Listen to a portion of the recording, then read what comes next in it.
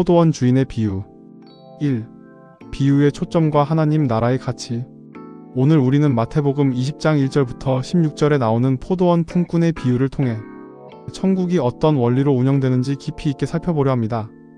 이 비유는 흔히 품꾼들에게 초점이 맞춰져 있지만 우리는 사실 긍휼을 베푸는 포도원 주인에게 더 집중할 필요가 있습니다.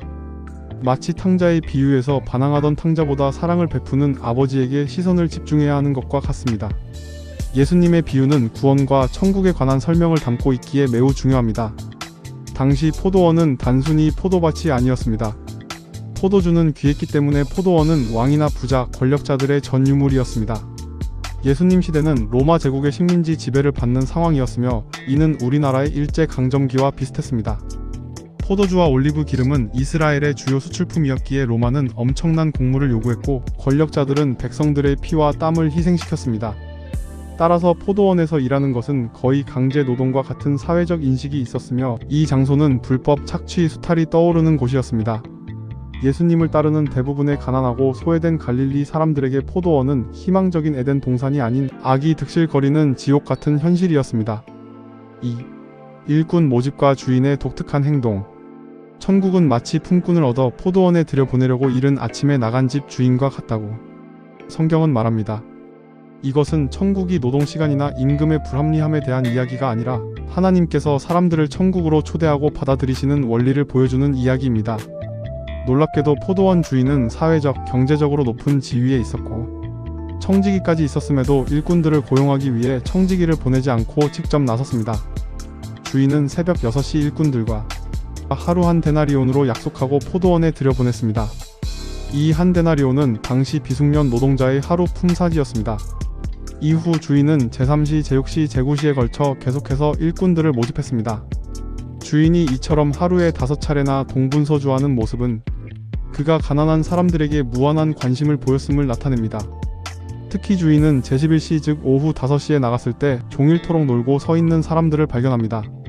이들은 꿈도 희망도 없이 마냥 서 있는 실업 상태의 절망적인 사람들이었습니다. 이 노동자들은 오늘 일하지 못하면 가족들이 굶주리는 어려운 형편에 놓여 있었습니다.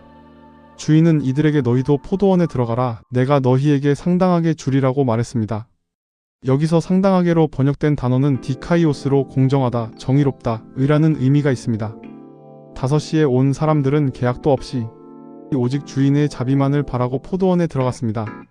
주인은 일손이 부족해서 계속 사람을 모집한 것이 아님을 알 수 있습니다. 주인은 이를 구하지 못해 궁핍함과 상실감에 빠진 이들의 고통을 공감하고 있었고 이들에게 단순한 적선이 아닌 정당한 노동을 통해 땀 흘린 대가를 받게 해줌으로써 그들의 자존감과 인격을 존중해주는 고도의 계산된 행동을 한 것입니다. 3.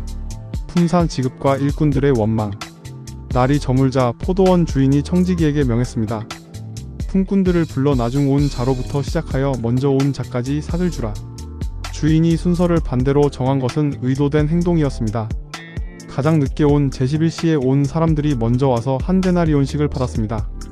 단 1시간을 일하고도 하루 품삯을 받은 이들의 마음은 운수 좋은 날처럼 기쁨과 감사로 가득 찼을 것입니다.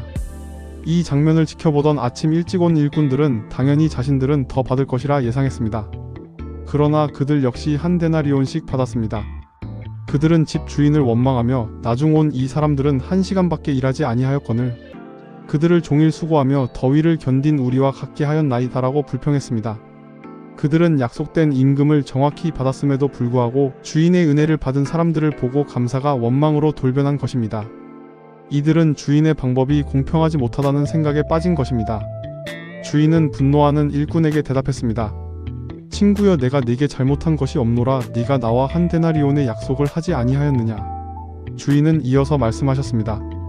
나중 온 이 사람에게 너와 같이 주는 것이 내 뜻이니라. 이 주인의 행동은 우리의 세상 상식으로는 이해할 수 없고 불공정해 보일 수 있으나 이것이 바로 하나님 나라의 정의입니다. 하나님 나라의 정의란 절박하고 비참한 상황에 놓인 사람들을 인간으로서 존중하고 그들의 마음과 상황까지 돌아보는 것입니다. 세상의 다스림이 힘의 원리에 의해 돌아가는 것과 달리 하늘나라의 다스림에서는 가장 높은 위에 있는 자가 가장 낮은 자들을 돕고 돌보는 일을 합니다. 4. 하나님 나라의 원리.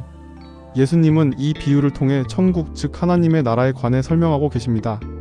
천국은 단순하게 죽어서 가는 곳이 아니라 이미 우리에게 도래한 하나님의 나라이자 성도들의 존재이자 상태를 의미합니다. 이 비유는 특히 예수님의 제자들에게 주시는 엄중한 말씀이었습니다.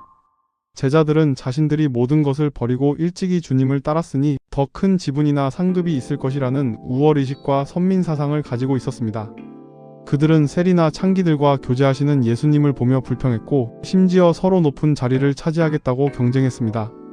그들은 마치 탕자의 이야기에서 불만을 터뜨린 마다들의 논리와 같았습니다. 주인은 사람들에게 말합니다. 내 것을 가지고 내 뜻대로 할 것이 아니냐, 내가 선함으로 네가 악하게 보느냐. 그리고 결론적으로 이와 같이 나중된 자로서 먼저 되고 먼저 된 자로서 나중되리라고 선언하셨습니다. 5. 나중된 자와 먼저 된 자. 우리가 하나님의 은혜를 처음 경험했을 때는 오후 5시에 온 일꾼의 심정이었을지 모릅니다. 하지만 신앙의 연륜이 쌓이면서 우리는 1시간 일한 사람들을 보고 불평하는 오전 6시 일꾼처럼 변하지 않았는지 돌아보아야 합니다. 우리는 은혜를 베푸시는 그분의 마음과 의지에 감사하며 살아가야 합니다. 우리는 사실 5시에 와서 1시간 일하고도 은혜로 1데나리온을 받은 사람이라는 사실을 잊지 말아야 할 것입니다. 하나님의 나라는 모두가 공평하게 은혜를 받는 곳입니다.